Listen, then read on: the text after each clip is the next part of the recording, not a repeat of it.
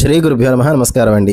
వందల ఏళ్ల క్రితం స్కానింగ్ సెంటర్స్ లేవు, మోడర్న్ గైనకాలజిస్టులు లేరు, గూగుల్ లేదు.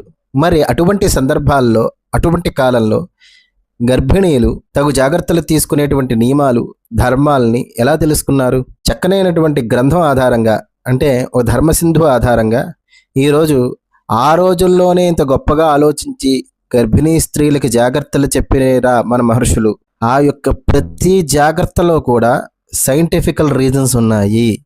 కాబట్టి అవేంటి ఈ రోజున ఈ వీడియోలో మనం పాయింట్ టు పాయింట్ తెలుసుకుందాం. వీడియో ఎక్కడ స్కిప్ చేయకుండా మాత్రం చూడండి.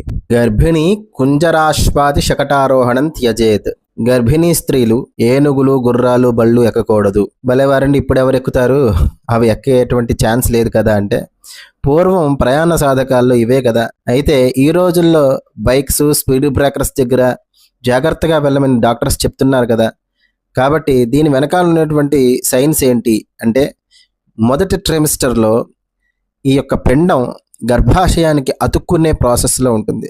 చాలా జాగ్రత్తగా ఉండాలి. అలా జాగ్రత్తగా లేకపోతే ప్లాసెంటల్ అబ్రప్షన్ అంటారు, అది జరిగే ప్రమాదం చాలా ఎక్కువ, మిస్క్యారేజ్ అన్నమాట. అందుకనే జాగ్రత్తగా ఈ పూర్వకాల ప్రయాణంలో జర్క్స్, షాక్స్ ఎక్కువ ఉండేవి, కుదుపులు ఎక్కువ ఉండేవి.